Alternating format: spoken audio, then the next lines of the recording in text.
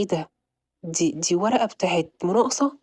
إيه ده ومعاها شيك لحامله، إيه ده الورق ده مهم جدًا وخطير إزاي يتنسي كده؟ ألف مبروك يا حبايبي، أنا فرحان وفخور بيكم أوي، النتيجة طلعت وجبتوا درجات حلوة وطلعتوا كمان من الأوائل. إيه الحمد لله ونجحنا. نجحنا. إيه نجحت. أنا اللي باشكرك أوي يا بابا، لإنك بتتعب في الشغل بتاعك جدًا على الرغم إن المرتب بتاعه ضعيف والدنيا غالية، إلا إنك بتحاول توفّر لنا فلوس الكتب والدروس. فعلا يا بابا ربنا يخليك لينا، وماما كمان بتتعب معانا قوي في المذاكرة، عشان كده بنحاول ما نضيعش وقت على قد ما نقدر عشان نعوضكم على تعبكم معانا ده. يا حبايب قلبي مبروك النجاح يا رب دايما في تفوق. انتي بطلة قلبي يا فريدة روحي يا بطتي انتي، وانت بطل يا اياد. انتوا حبايبي مطيعين جدا ومش بتتعبوني في المذاكرة. ربنا يحفظكم لينا يا حبايبي. ايوه بمناسبة بقى البطل اياد، انا خلاص خدت الاجازة، يعني هنزل الشغل معاك يا بابا عشان اساعدك بقى.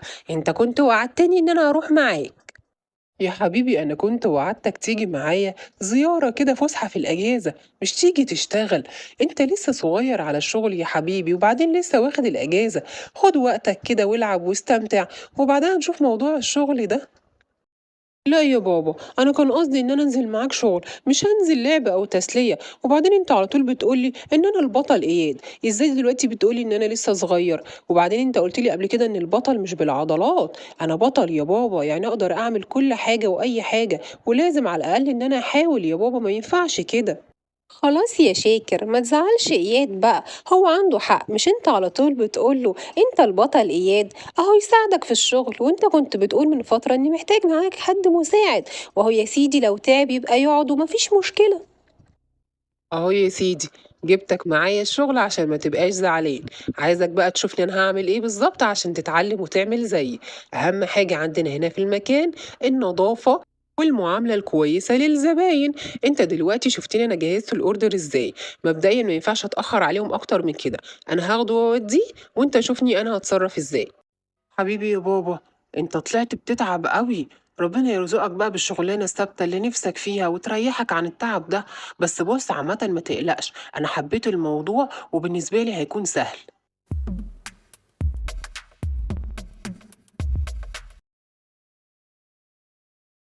الشوكولاتة الحلوة للحلوين، حلاوة أول قبض لإياد يا جماعة، صمم يجيب لكم حاجة حلوة وهو جاي، وقال هجيب الشوكولاتة اللي بتحبها البطلة فريدة عشان كان نفسها فيها.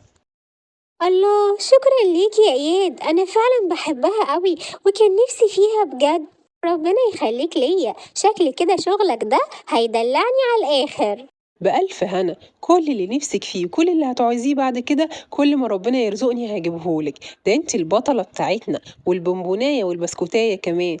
بقول لك يا اياد يا حبيبي انا محطوط في موقف اول مره اتحط فيه. الفرع الرئيسي بعتولي في حفله كبيره قوي هناك وعندهم نقص في العماله وعايزيني اروح، وللاسف ما ينفعش ارفض لان هم عارفين ان في موظف معايا بديل هنا، وانا مش عارف هسيبك لوحدك ازاي يا حبيبي. يا بابا ما تقلقش عليا، سافر وانت مطمن. ايه انت لسه شايفني صغير ولا ايه؟ انت مش بتقول ان انا البطل اياد؟ وبعدين انا دخلت في الشغلانه هنا في الشهر التاني، يعني خلاص اتودكت واقدر اعمل كل حاجه. ما تقلقش عليا خالص. يا ابني انت وبعدين معاك، مفيش فايدة فيك، مش ناوي تتغير. لازم تلتزم شوية بقى، مقضي حياتك كلها لعب وهزار وسفر ورحلات. خدها جد شوية. انت مش عارف ان والدتك تعبانة بقالها فترة وانا مقصر معاها بسبب ضغط الشغل؟ انزل انت الشغل مكاني، دير الدنيا شوية عشان اعرف اقعد جنب والدتك. النهاردة ميعاد الدكتور جاي لها البيت ومش هينفع اسيبها لوحدها، لازم ابقى جنبها في الوقت ده. في ورق مهم لازم يروح ضروري النهارده للعنوان اللي هاقول لك عليه، خاص بمناقصة آخر ميعاد تقديم فيها بكرة، وكمان شيك لحامله. عشان كده الورق ده ما ينفعش أي حد يوديه، لازم أنت توديه بنفسك. مناقصة إيه بس يا بابا وشيك إيه وإيه وورق مهم إيه؟ أنا ماليش أنا دعوة بالكلام ده، أنا مش فاضي. ما أنت عارف إن أنا كنت خارج مع زمايلي النهارده عشان هنتفق على الرحلة بتاعة بكرة. يا ابني هو أنت ما فيش عندك إحساس؟ هو أنا كنت لسه باقول لك إيه؟ ما أنا باقول لك الغي الحاجات دي دلوقتي لحد ما نطمن على والدتك، وبعدين أنت مالك إزاي؟ ما هو مالك وفلوسك اللي لازم تتعلم تديرها وتعرف هي رايحة فين وجاية منين. أنا مش هادوم لك العمر كله. مش هاكررها تاني، الورق اللي أنا هادّيه لك ده مهم جدًا، لازم توديه دلوقتي للعنوان اللي هاقول لك عليه، امسك أهو اتفضل، ويا ريت ما تتأخرش عشان ما فيش وقت. يوه! حاضر يا بابا، حاضر، أنا مش عارف أوراق إيه وبتاع إيه، هو أنا بوسطجي؟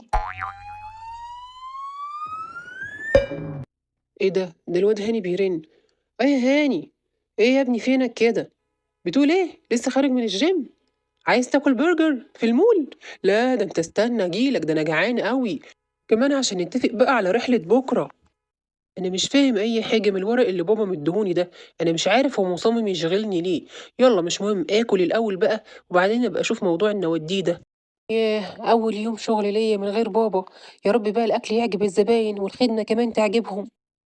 الحمد لله، مواعيد العمل الرسمية قربت تخلص واليوم عدى على خير من غير شكاوى أو مشاكل. هروح بقى أظبط الدنيا قبل ما أقفل وأمشي. إيه ده؟ إيه اللي أنا شايفه ده؟ إيه الأوراق اللي هناك دي؟ إيه ده؟ دي ورقة بتاعة مناقصة؟ إيه ده ومعاها شيك لحامله. إيه ده الورق ده مهم جدًا وخطير إزاي يتنسي كده؟ ده وبعدين آخر ميعاد تسليم للورق ده المفروض يكون بُكرة، التاريخ مكتوب على بُكرة. إيه ده الورق ده لو ما اتسلمش كأنه لاغي. وبعدين دلوقتي أنا أخرت نفسي نُص ساعة عن ميعاد ما باقفل كده ماما هتقلق عليَّ وما حدش جه سأل عن الورق ده، وأنا لو خدته معايا البيت ما حدش هيعرف طريقي، ولو جيت بُكرة فتحت بالليل هيكون ميعاد الورق عدّى وأبقى أذيت صاحب الورق ده. كده ما فيش حل قدامي غير إني آخد الورق وأوصّله لرجل الأعمال ده لبيته، اسمه معروف وأكيد الناس هتبقى عارفة عنوانه فين. الحمد لله، هو العنوان كده مضبوط، نفس اسم رجل الأعمال اللي معايا في الورقة. خير يا شاطر، بلغوني إنك عايزني يا بابا، في حاجة والّا إيه؟ محتاج مساعدة أو حاجة؟ لا، لأ، مساعدة إيه حضرتك شكرًا الحمد لله أنا مش محتاج مساعدة ولا حاجة، الموضوع كله بس إن أنا شغّال في مطعم البرجر اللي موجود في المول اللي في الميدان، كان في 2 شُبان كده جُم ياكلوا من شوية، واحد منهم كان معاه الأوراق دي ونسيها ومشي، وأنا ما رضيتش بعد ما مواعيد العمل خلصت أمشي، قُلت يمكن يرجع يسأل عليها بس اتأخرت وللأسف ما رجعش، فقُلت أجيبها لحضرتك لمعرفتي أهمية الورق دوّة. إيه؟ أنت بتقول إيه يا ابني؟ لا يكون ورق المناقصة والشيك، ورّيني كده. ده شكله هو فعلًا، أيوه هو المستهتر، أنا قُلت له يحافظ على الورق ولازم يسلّمه في ميعاده، وفعلًا آخر ميعاد ليه بُكرة. أنا مش عارف أشكرك إزاي يا ابني، أنت إزاي قدرت تفهم خطورة الورق ده وأهميته، واحد غيرك كان ممكن يرميه أو كان ممكن ما يجيبهوش في الميعاد ده، وكانت هتضيع عليَّ أهم مناقصة. أنا مش عارف أشكرك إزاي، أنت اهتميت بورق ابني نفسه ما اهتمش بيه، أنت ولد أمين جدًا وجدع وراجل. أنا اسمي إياد وبابا دايمًا ينده لي بالبطل إياد، ما تشكرنيش لا شكر على واجب، بس أنا ممكن دلوقتي أستأذن لإني والدي مسافر وماما كده ممكن تقلق عليَّ لإني اتأخرت أوي. ربنا يرجعه لك بالسلامة يا حبيبي ويحفظ لك والدتك ويحفظك ليهم. والدك راجل محترم قدر يربيك صح ونجح في اللي أنا فشلت فيه مع ابني، قدر يخليك إنسان مسؤول حتى على الحاجات اللي ما تخصكش. يا ريتني كنت عرفت أربي ابني بالشكل ده، ويا ريتني أعرف أشوف والدك عشان أشكره، وأكيد هقابله قريب إن شاء الله. مش هأخرك أكتر من كده وتحياتي لوالدك كتير. الحمد لله خلّصنا بدري النهارده، يا دوب بقى عشان تروّح تستريّح يا حبيبي وتبدأ أجازتك، باقي أقل من شهر يا حبيبي والأجازة تخلص، خلّيك بقى تريّح قبل الدراسة ما تبتدي، كفاية عليك شهرين شغل معايا. البطل إياد، كويس إن أنا لحقتكم. حضرتك إحنا آسفين أوي، مواعيد العمل الرسمية انتهت، وإحنا خلاص بنقفّل والبرجر كمان خلص، لكن لو حضرتك جعان أوي ما فيش مشكلة نأخّر نفسنا شوية ونعمل لك أي حاجة تانية. لا، لأ، شكرًا جدًا، أنا مش جاي عشان أكل ولا أي حاجة، ومتوقّع جدًا إنك تبقى ذوق بالشكل ده، ما هو اللي يربّي البطل إياد التربية دي لازم يكون حد بالنُبل والأخلاق الكريمة دي.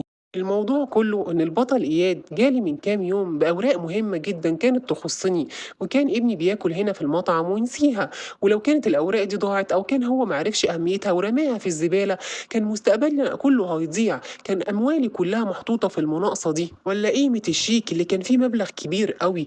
بجد أنا مش عارف أشكرك على تربيتك ليه إزاي، وأنا جاي وجايب له نصيبه في الشيك وفي أرباح المناقصة كمان، ال10% حقه القانوني.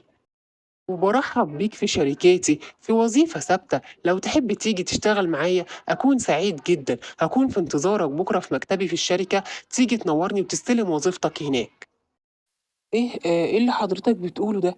عايز تفهّمني إن كل شنطة الفلوس دي حضرتك جايبها لنا إحنا؟ لا، لا، لأ طبعًا.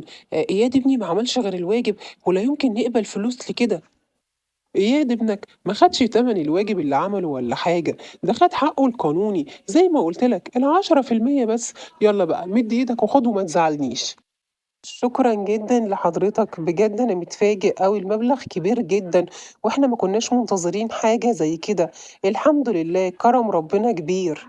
أنا اللي باكرر شكري ليكم، لإنكم أنقذتوا شغلي وأنقذتوا أموالي ومستقبلنا وحياتنا.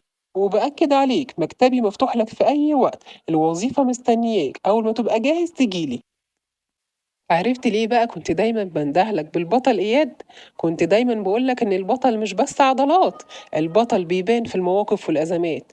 أنا مش عارف يا حبيبي أشكرك إزاي، بسبب موقفك ده أنت نقلت حياتنا نقلة تانية خالص، كنت سبب إنك تريحني من الشغلانة المتعبة دي، وأخيرًا هالاقي شغلانة مريحة ثابتة، وكمان بقى معانا فلوس كتير هأمن بيها مستقبلكم.